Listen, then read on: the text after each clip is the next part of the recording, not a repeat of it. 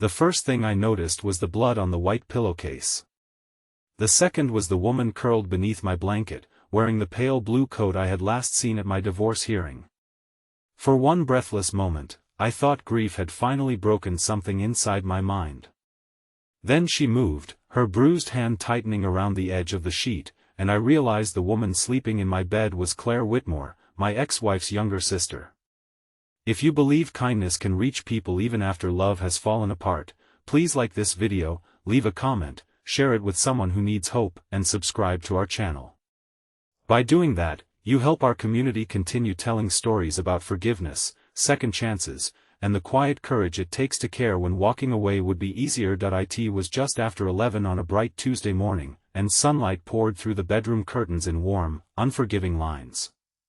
I had returned early from a meeting because the contractor renovating my small photography studio had cancelled. My house stood on a quiet street outside Burlington, Vermont, surrounded by maples and old stone walls. Since the divorce, silence had become its most permanent resident. I had learned to live with the refrigerator humming, the floorboards settling, and the distant sound of children riding bicycles past my mailbox.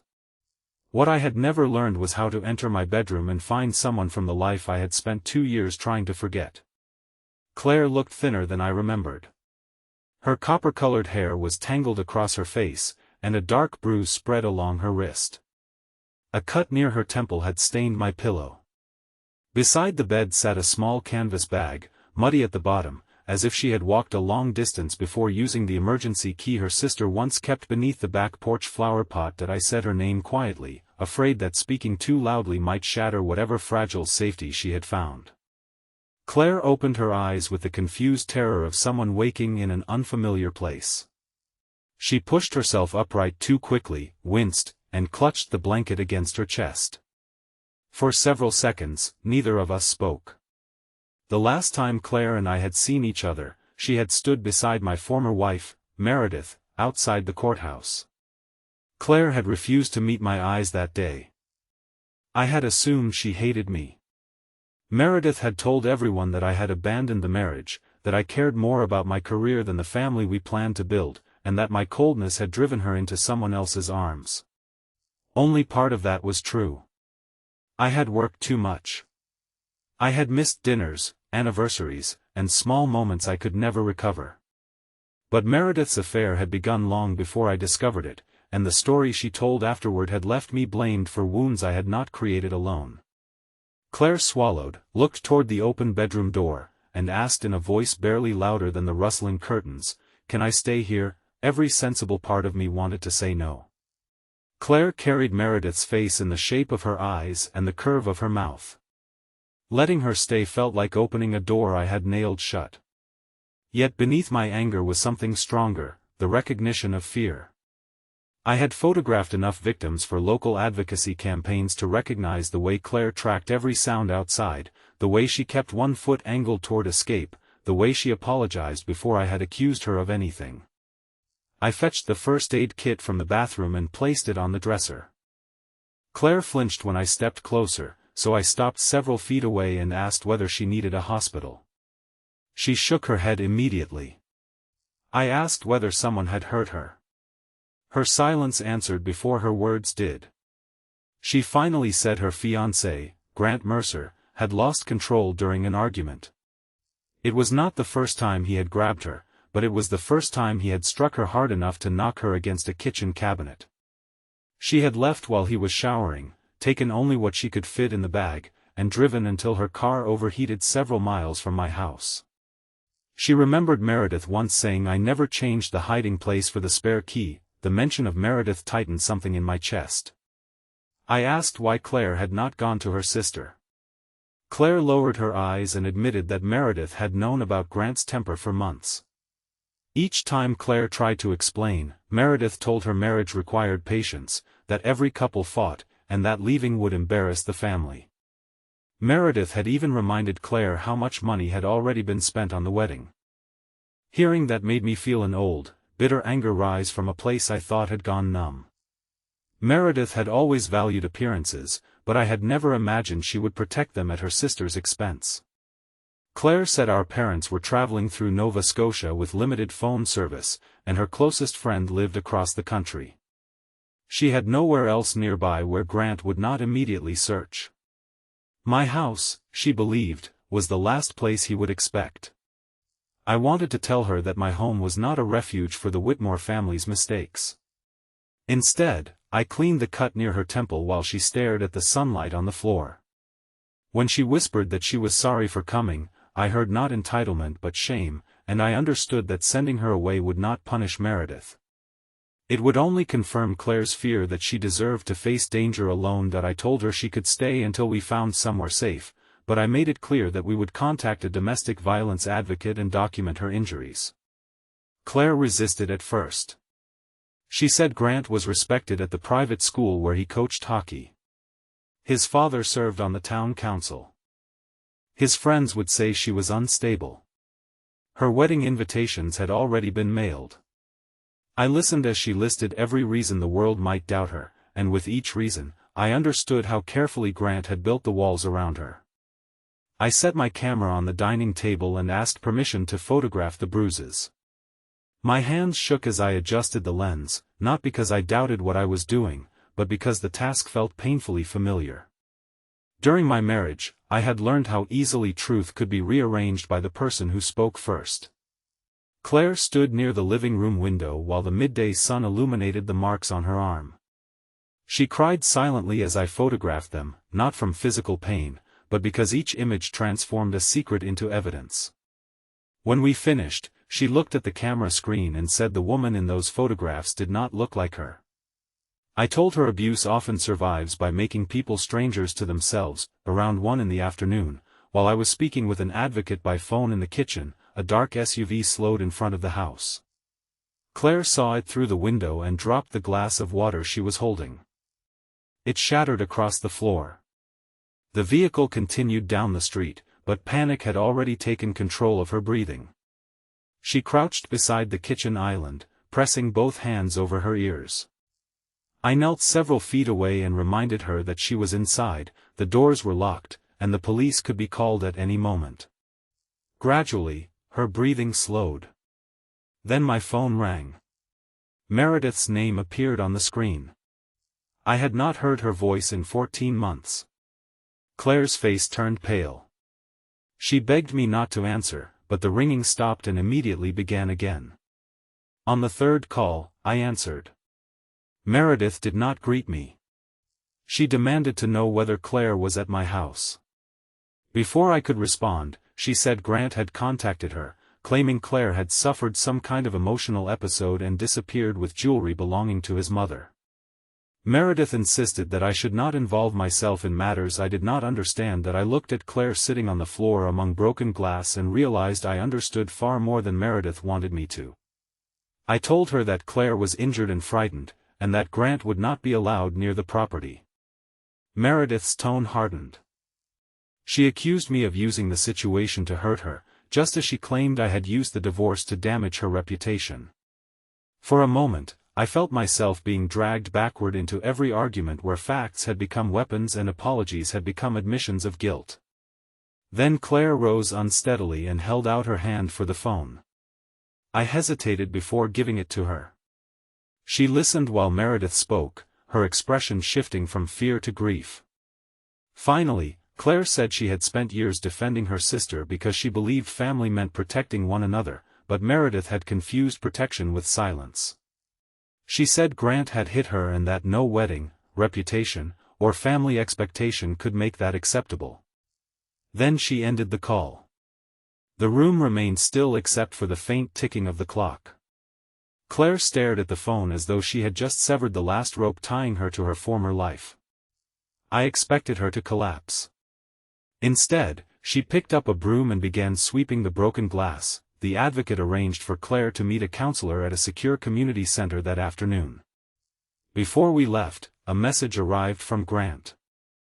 It began with an apology, shifted into blame, and ended with a warning that he was coming to bring Claire home.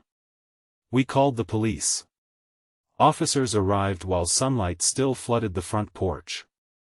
Claire showed them the messages, the photographs, and the bruises. She spoke quietly but clearly, even when her voice trembled.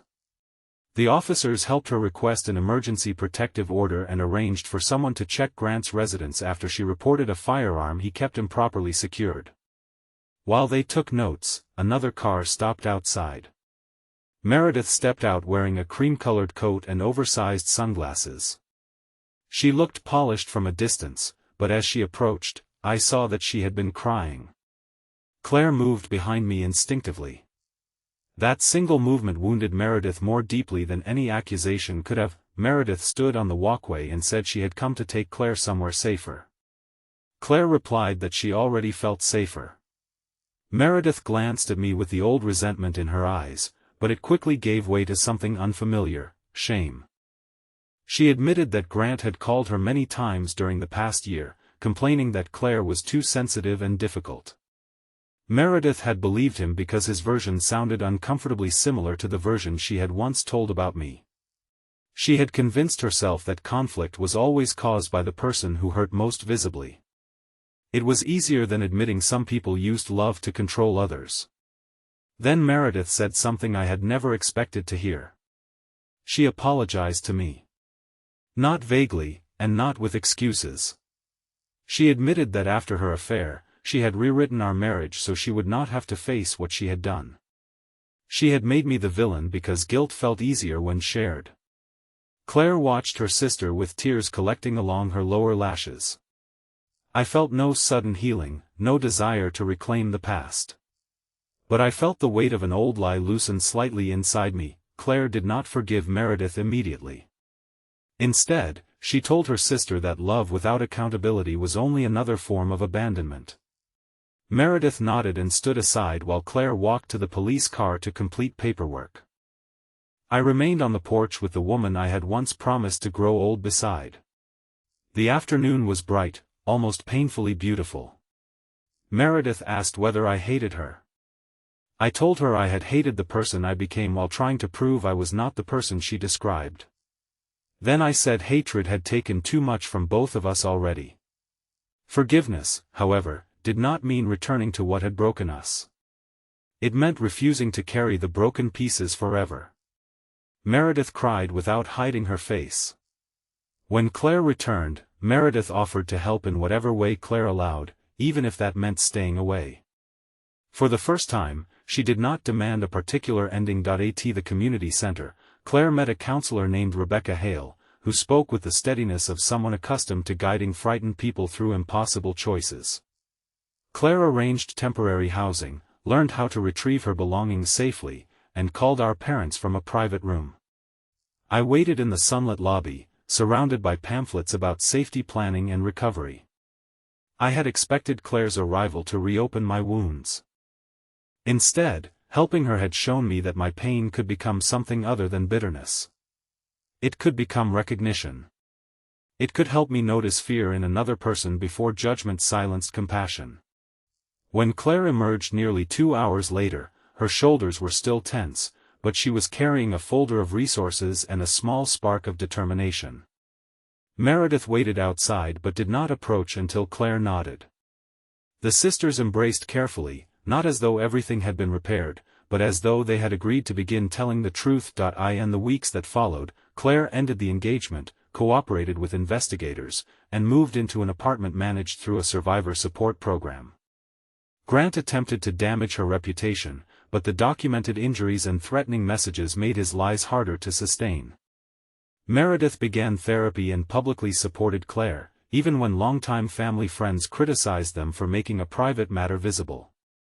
My role became smaller as Claire grew stronger, which was exactly as it should have been.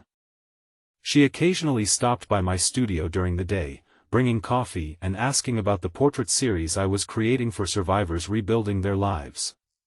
Months later, she agreed to be photographed. She stood in front of a wide window wearing a simple green sweater, her scars healed but not hidden. In the photograph, she was not smiling, yet there was peace in her face. We titled the image "The Morning I Chose Myself." Before the exhibition opened, Claire asked whether I ever regretted letting her stay.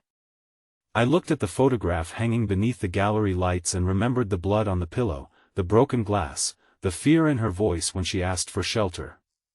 I told her the truth. I had spent years believing that closing my heart was the same as protecting it.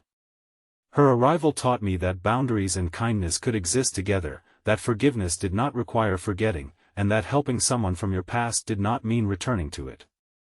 Sometimes the person standing at the door of your pain is not there to reopen the wound. Sometimes they are there to show you that it has finally healed. What would you have done if someone connected to your deepest heartbreak arrived at your home needing protection? Please leave a meaningful comment about whether forgiveness should be earned, freely given, or simply used to release ourselves from the past. Your words may help someone in our community find the courage to choose compassion without surrendering their boundaries. If this story touched your heart, please like this video, leave a meaningful comment, share it with someone who needs hope today, and subscribe to our channel so you never miss another emotional journey. On the anniversary of the day Claire entered my house, she invited Meredith and me to a small daytime gathering at the community center. She had started volunteering there, welcoming frightened newcomers with the same patience once shown to her. Sunlight filled the room as she placed her photograph on the wall beside dozens of others. Meredith stood several feet away, no longer trying to control her sister's healing. I watched Claire greet a young woman clutching a canvas bag, and I saw her recognize the fear immediately. She offered the woman a chair, a glass of water, and the dignity of being believed. In that moment, I understood that second chances rarely arrive looking like the life we lost. Sometimes they appear wounded and exhausted in a room we thought belonged only to us. Sometimes they ask one simple question: can I stay here? And the answer changes more than one life. Claire had come to my house seeking safety, but by trusting me with her brokenness, she had helped free me from my own. As the afternoon sun spread across the gallery floor, the three of us stood together, not restored to what we had been, but transformed into people finally brave enough to become something better.